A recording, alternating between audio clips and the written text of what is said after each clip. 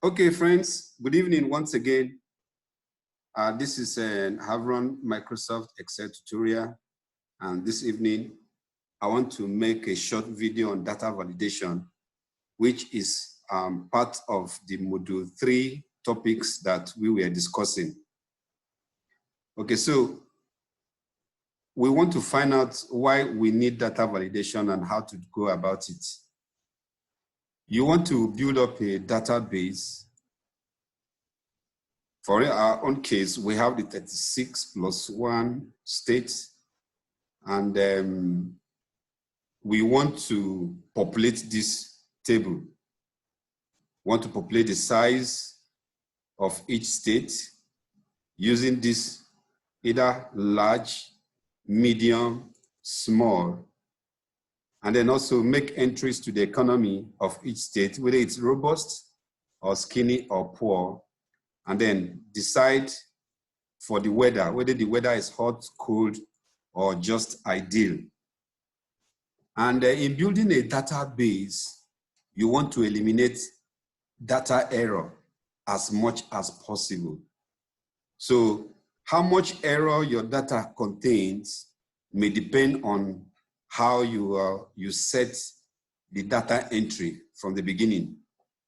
So it becomes very important that you do data validation in the cells that you want inputs to be made. So let's see some of the reasons why we need to make data validation. Somebody might decide to say, Kwara is large, so he writes large, and Benue is also large. Then he makes something like this. And then some other person might say, Adamawa is medium,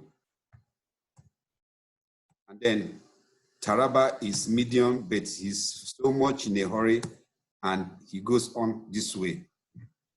When you are looking at this data, you will know that this and this, they mean the same thing. But when you are running data analysis, Excel sees this different from this. So it's going to treat this item different from this. As far as Excel is concerned, these are two different entries. The same thing applies here. And so when you begin to run analysis, you will see this is counting for you what you do not want. So to eliminate such error, you need to make data validation. Clearing this. Data validation is a system you input in a cell, commanding it not to accept anything other than what you have allowed it to accept. You can tell a cell, nobody should put anything outside this large, medium, and small. Just the way you have inputted it, that is the way they should select it. So if your user comes in to make an entry here, he or she is forced to make a list, to pick up from this list. You can also say that here you don't want this cell to take anything other than numbers. There are some people, if you tell them to choose between 1 to 3, some may put this, others may put this, others may put this. You will read this as 1, 1, 2. But when you're running data analysis with Excel, it sees all these entries as different, and it can introduce error. So you can restrict them to just put in only whole numbers or text, and you may choose to limit them to a list. So we are going to look at that now.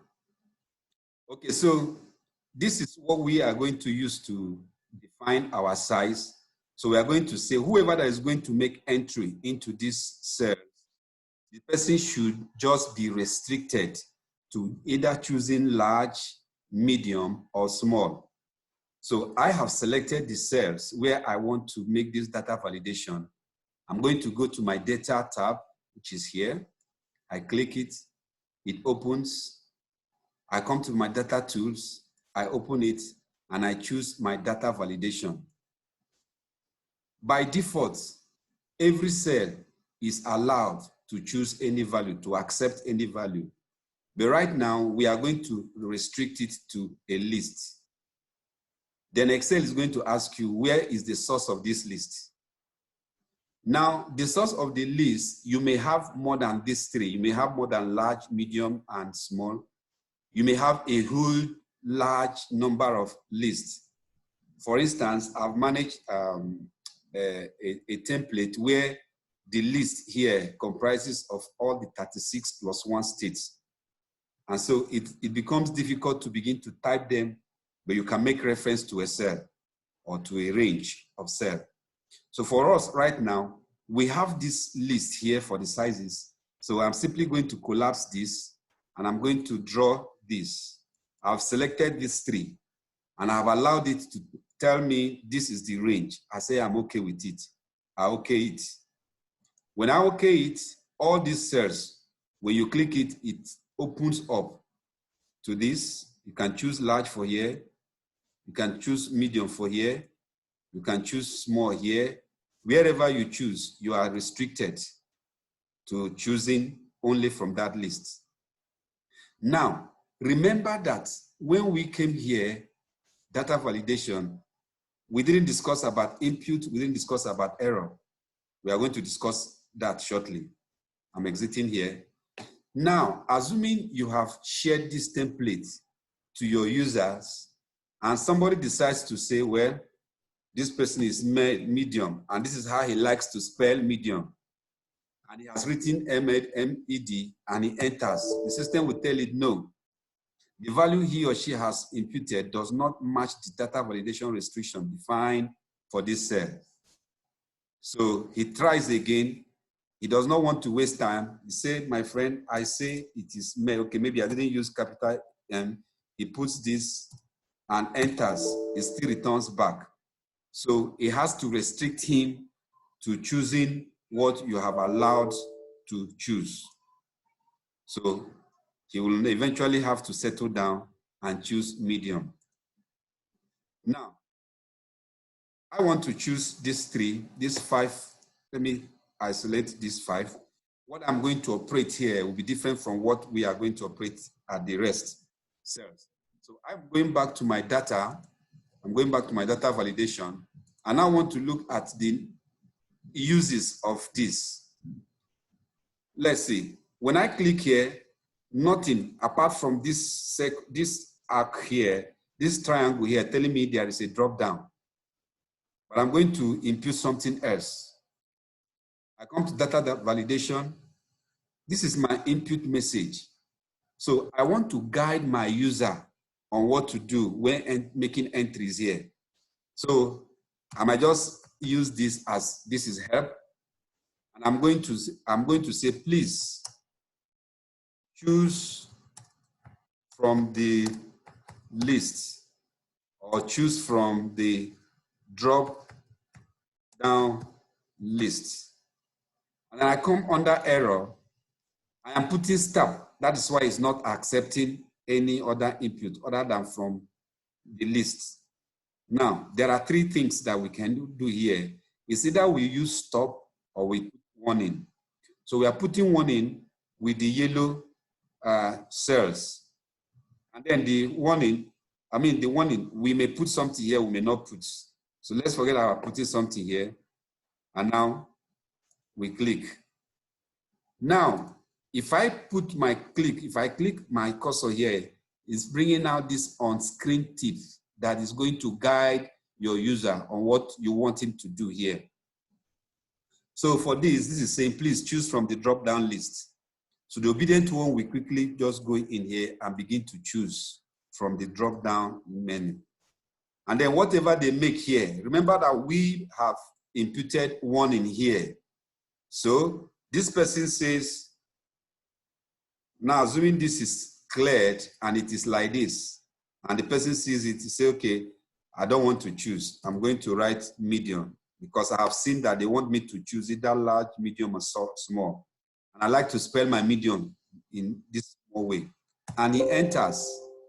Because we have imputed warning in these yellow cells, this goes to warn the person, look, the value you have put here does not match the validation restrictions defined for this cell. Do you want to continue? If you say yes, that means your wrong entry was deliberate. So you can go ahead and choose yes, and it accepts it. Then here, you say, well, I like to spell large this way. I don't have time. It's still warning you. If you choose no, it will tell you, okay, then re-enter what you want. You say, well, let me just put small. The person will understand that SM is small. And you entered, it still gives you the warning. You go ahead and say, okay. Then the next one, maybe you decide to cool down, you pick no alert, no warning, you pick no query, no stop, you pick. So we have done this for the yellow using warning. Now let's choose another set of 5 data cells. And this time we are going to use, let's say, this. And we are going to our data validation, data validation. And now it is stop. So let's allow this stop here. So what do we put here? Our input we say clue. You must choose from the list displayed. I'm writing different things. It may be different from you. It may be different for you, depending on what you want to see. And for our error alert, it is stop. So we okay it. This is the clue. But what we put here is help. Please choose from the drop-down list. Here, you must choose from the list display. However, when you are making this, you need to be a bit polite because you don't know who the list may eventually get to and say, why is this guy commanding me? Okay, so I just put this for demonstration. Now, you are supposed to choose as you are being directed. But the other ones will say no. Let me even write wicked for this person because it's wicked. And he puts wicked and enters. This does not give you the option of saying yes or no. He said this value does not match. That's all. Just telling you stop. You can retry and it opens and you enter again, it will not accept it. So for stop, it's not going to accept until you have done the right thing or you cancel. So this one, you are telling the person you must choose. Now we go to the third one. We are using another color, say green. Let's say light green. You come to your data again, your data validation. And now we have talked about warning. Now let's pick information. You can choose to write anything here, but for our purpose, we are leaving it blank. Now, I decide to write Havron here rather than choosing from inside. Now, it's just telling you, it's just giving you an information. The value you have put here does not meet the data validation restriction defined for this cell. You say, okay, this is polite, it's going to accept it. It's not asking you whether you want to change it or not. It's just merely informing you. So when you say, okay, you are aware that you have made a wrong input. So you click or you fill the remaining one. The same thing is done for the entire cell. Now, when this is submitted to you and you want to run your analysis, you will now come to here. Because you have set this data validation, and probably there are over 1,000 or 2,000 or 5,000 records down this column, or several other columns. We can wait to enter this economy and weather before running our data error checks. So you simply come to this point and you want to circle all the invalid data, you can't begin to scrutinize and say here, okay, this one is wrong, this one is wrong, where again? You go down, you say, where are the other? And then you start checking everything one after the other. Excel has a way of identifying all the invalid data. So you simply come to this point, you are looking for all the invalid data. When you click this, it circles all the entries that did not meet the criteria set. See them? And this is very, very important when you know that your data, for instance now, there might be a situation where a state may have something different from what you have set. Probably you are only limited to large, medium, and small. And then there might be another one, maybe very small. And very small is something that is well taken in that region. Maybe very region is also recognized as a size. And so they have imputed very small region here. So this helps you to now query, why did this person make this entry? You can now contact this state or the person who made this entry and then try to find out, hey, bros, this thing is different from what happened? And then he will tell you, yes, this is what happened, this is what happened. You say, okay. So you will now sort this out. You sort this out also, all the areas where you have this data, invalid data entries, which have been highlighted. When you are done sorting them out, you simply come back to this point and you clear them, and your data is clean. And then you can now work on the data. If after asking each of these states that have that invalid data errors, if you're not satisfied, you tell them, please, I'm changing this for you. Please, I am changing this for you.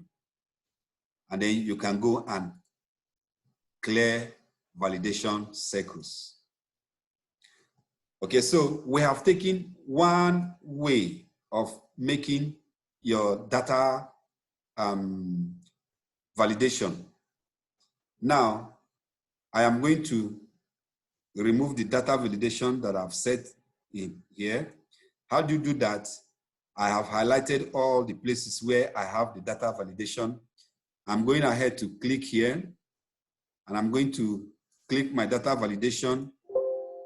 Now, I have this warning. It's saying the selection contains more than one type of validation. This means that where I have selected another cell which may not contain data validation. Now, let's see if that is the case. When we scroll down, it is possible there are places that have different data set, data validation. So it's telling you that whatever you want to do here now is going to be different. Okay, so you know that we chose different thing here. We chose different thing here, even though it's medium and co, but they have different settings. So we can go ahead and accept that. Data validation, we accept.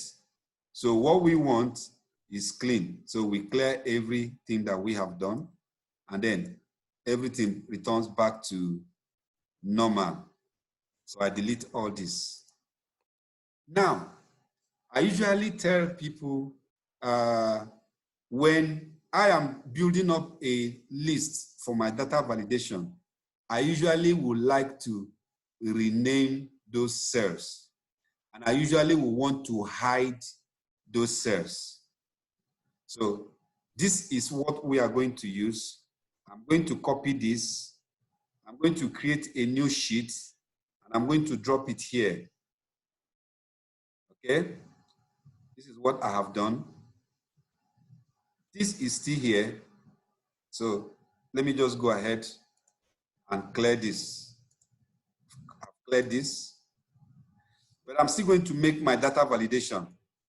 So I come to this point here. I usually name it input sheet.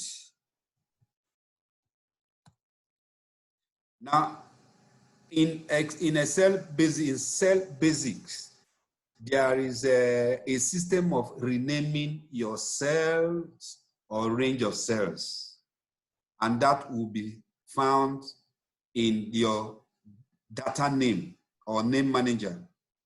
So what I'm going to do is, if I click here, this is showing me that it's A2. If I click here, it's A3. If I click here, it's A4.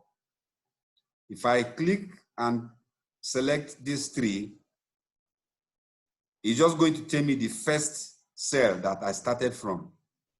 So since what we want to get as our list is these three, I'm going to name these three cells together.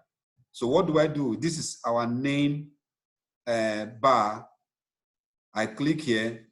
I want to name it size, and I enter.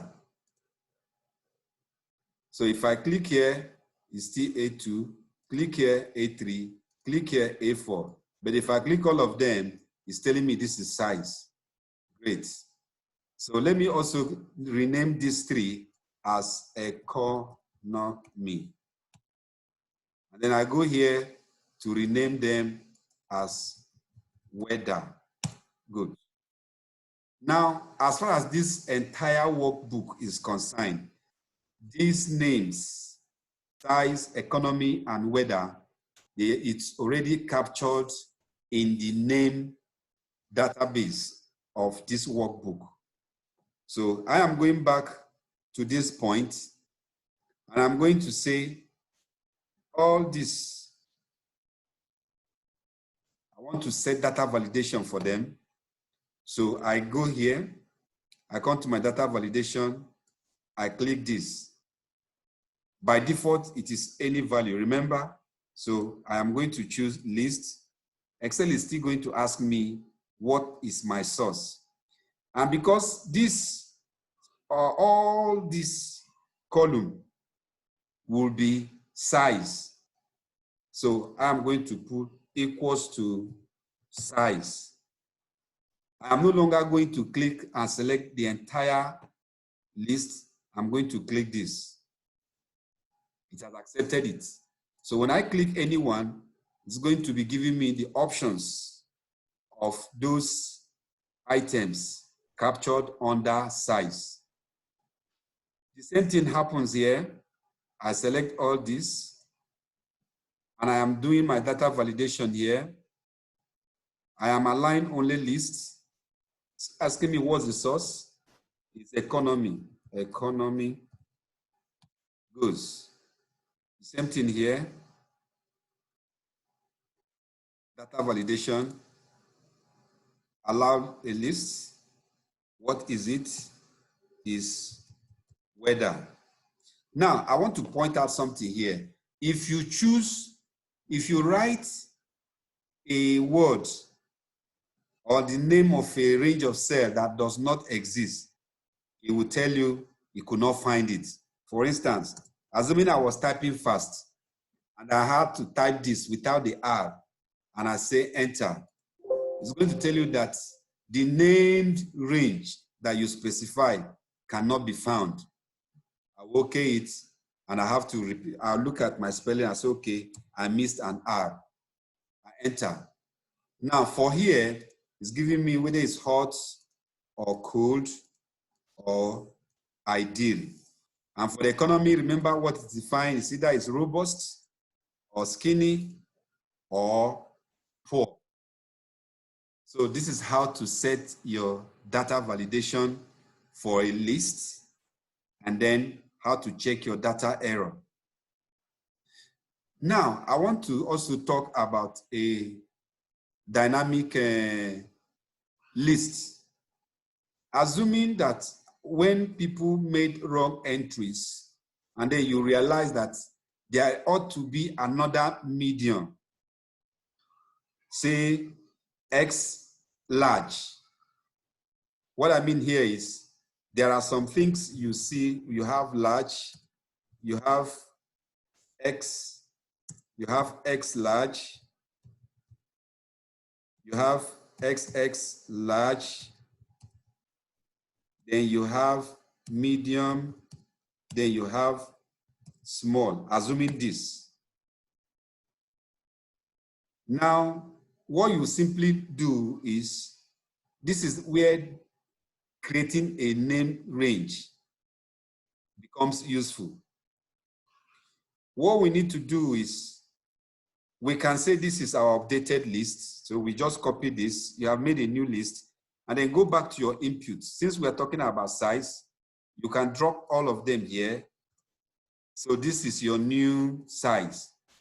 However, your name that has been captured in this workbook does not contain all this. So now you need to update it. You come to your formula, you come to name manager.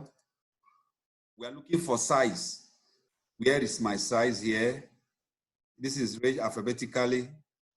Okay, this is my size here. Size, what do you want to do with size? Name, I want to edit it. You click this and this. It tells you that this name, this range is found in this input sheet, which is here. And it is found between A2 and A4. You can see it's already dancing here, indicating where it is named. But because you want to edit it, collapse this, and then use your cursor to go and select to include where you want. I've increased this because it allowed me to edit, because I told it I want to edit. So I'm done. This has increased.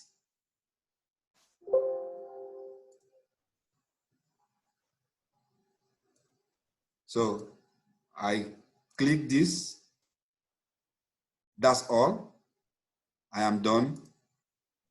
So when I go back to this sheet, and I will have to make input here, I will see my large, I will see my extra large, I will see my XS large, I will see my medium, I will see my small. Note that this is arranged the same way you arranged it in your input sheet.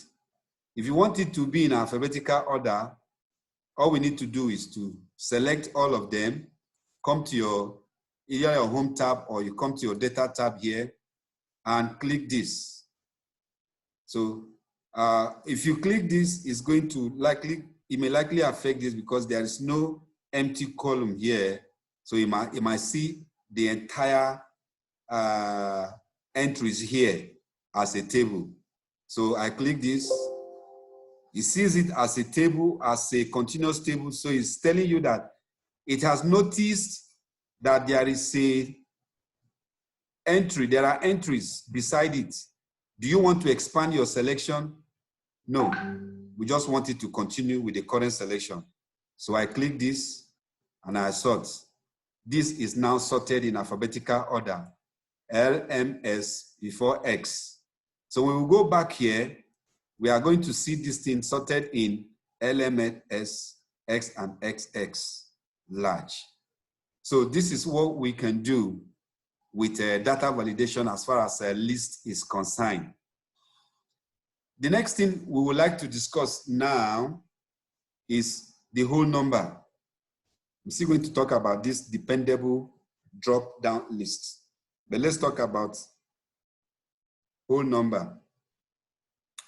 Now, let's remove this data validation that we have set here. I'm going to click here, data validation. I'm going to clear. But right now, I want to impute another kind of restriction. And I want a whole number.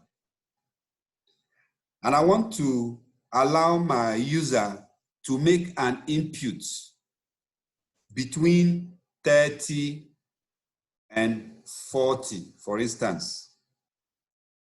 I click. from what we have learned before, if I run a data check here, it's going to highlight this. Say, for instance, I come here, I say, please circle all the invalid data. It's going to highlight all of them. Why? Because these are not whole numbers. They are text. So I clear them, I delete them. So if I put 23 here, it's going to say no. It does not match. I said, okay. What about 30? He said yes. What about 30? He said yes. What about 29? He says no. Okay. So can you accept 40? He will accept. What about 67? He says no. So you are restricting entries. You want them to enter values that you have set. And these values may be, for instance, if you are looking at the body temperature of humans, you might say, okay, we want to look at the minimum is 30, the maximum is 40. Anything above them, the system should not accept. And then it goes forth like that.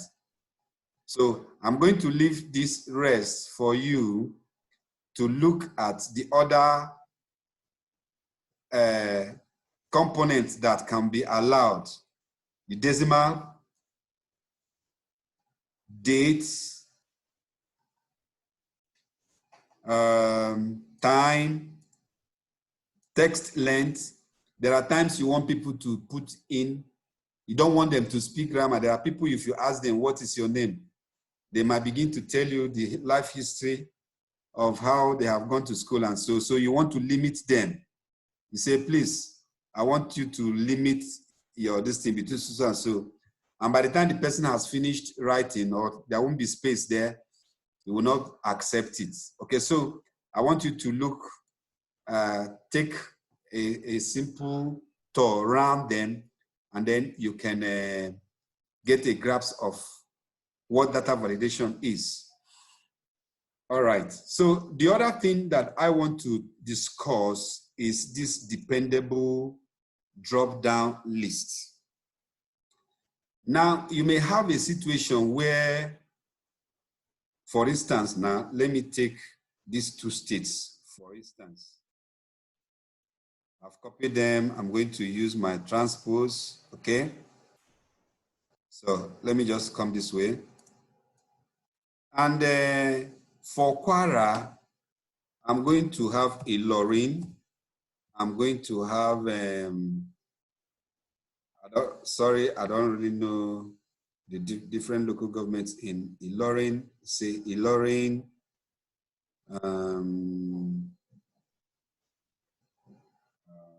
Kayama, okay, something like this. And then for Benue, we have Makurdi, we have Boko. Good. So we want people to be able to choose from a list. Now, if we make state here, we want people to choose. Let me make this now, that's this data validation to allow a list between,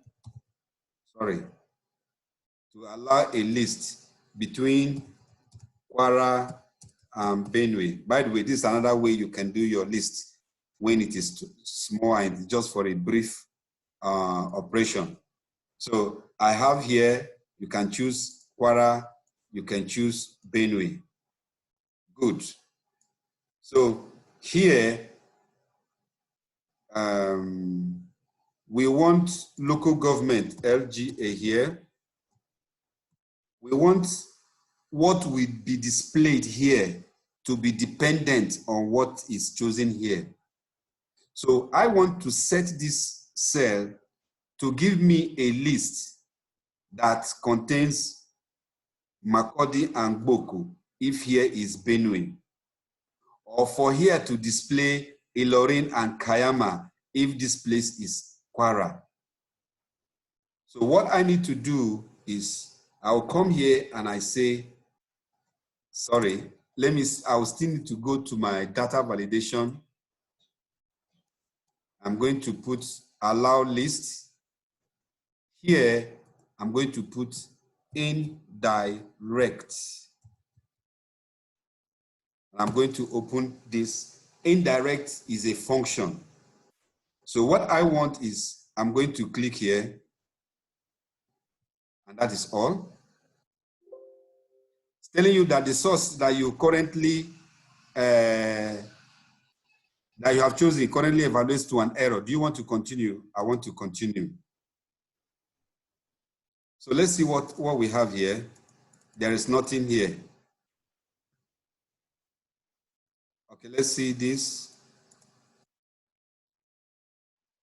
Let's see what we got here. Indirect H.